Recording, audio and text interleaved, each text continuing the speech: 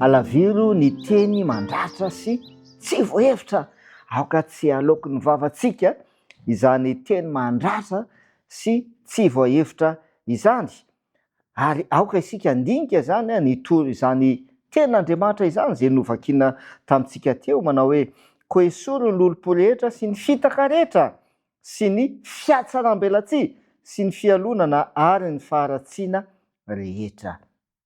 Tombono atsika ny mitombo mandra-paritra tsaratsika mihoatry ny alehiben'ny fampianao Kristy. Aoka isika tsy hanao teny tsy voahevitra ka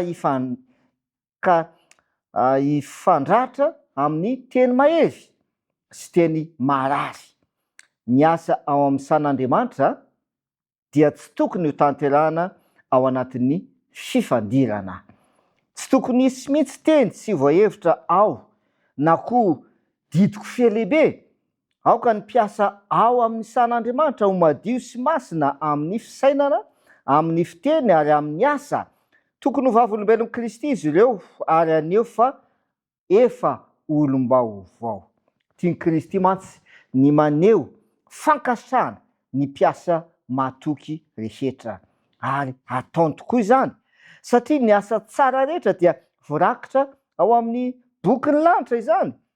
Mety hisy ny fahantsoana kely nefa ny teny feno fanevadefana dia miteraka fihetsem-pony famalin-dratsy ka manala baraka an'Andriamanitra. Aoka raha tsy ho tononona eo amin'izay anaovana ny asan'ny Tompo, ny teny tsy ampiheverana sy tsy endry. Faoka kosa ho tsaroantsika fa kristiana isika ary mitonona ho iray asa ka tsy tokony hanao toy ny mpanota manao teny sy asa feno fahotana izay hanameloka azy raha tsy hibebahana izany. Hoy ny voalaza amin'ny Apokalipsy 3:2, mibeba ka aoreny tsara ny zavatra sisa izay saiky maty. Izany no asa tokony ataontsika ravana amin'ny lala maro ireo izay efa ho faty ara-panahy, ka miantso atsika ny Tompo mba ampahery azy ireny.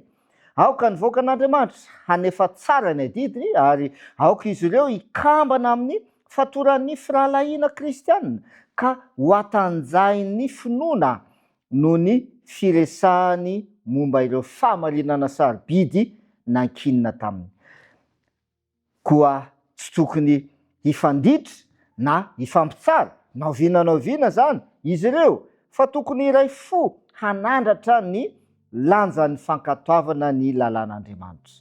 Amin'izao fiainan'izao mantsy dia tsy misy zava-dehibe kokoa noho ny fanomanana ny toetra mba ahafahantsika miditra ampifaliana ao amin'ny fonenana masina any an-danitra. Izao ankehitriny izao no famolavolana toetra ho any amin'ilay fiainana mandrakizay.